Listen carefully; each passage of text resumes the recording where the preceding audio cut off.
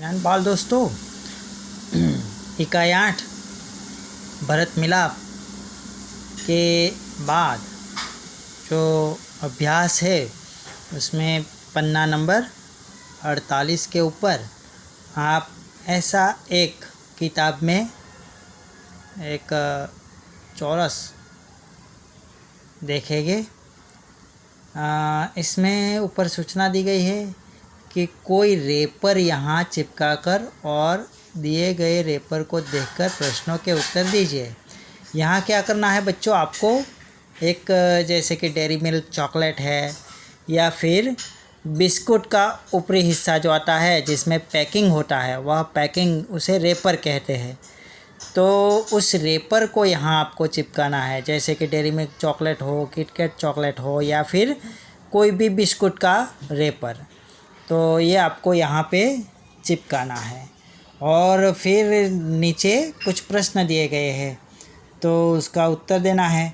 यह किसका रेपर है? अगर आपने यहाँ चॉकलेट का रेपर लगाया, चिपकाया है, तो लिखना है कि यह चॉकलेट का रेपर है। इस रेपर पर क्या कीमत छपी हुई है? तो रेपर पर चॉकलेट या बिस्कुट की कीमत लिखी हुई होगी, 10 रुपया, 20 रुपया, जो भी है वह लिखना है कि इस रेपर पर जो कीमत छपी है वह 10 रुपया है, इस प्रकार से लिखना है। फिर तीसरा प्रश्न है, इसका पैकिंग कब हुआ है? तो रेपर पर मैन्युफैक्चरिंग और पैकिंग की डेट लिखी होती है, दिनांक, तो वह देखकर वह दिनांक यहाँ इस तीसरे प्रश्न में लिखनी है।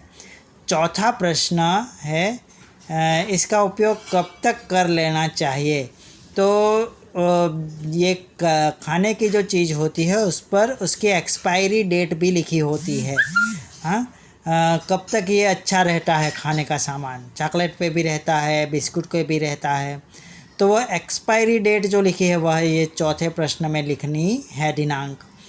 पांचवें प्रश्न में इसके अलावा रेपर के और कौन से उपयोग की बातें छिपी होती है? तो रेपर में कौन कौन सी बातें, तो उसका कहाँ वह उसका उत्पादन होता है, और बिस्कुट है तो बिस्कुट में क्या क्या मिलाकर ये बिस्कुट बनाई गई है, कौन सी चीज़, वह सारी कंटेंट लिखी होती है, बातें। तो ये बातें हमें इस 5वें प्रश्न में बतानी है। आई बात समझ में?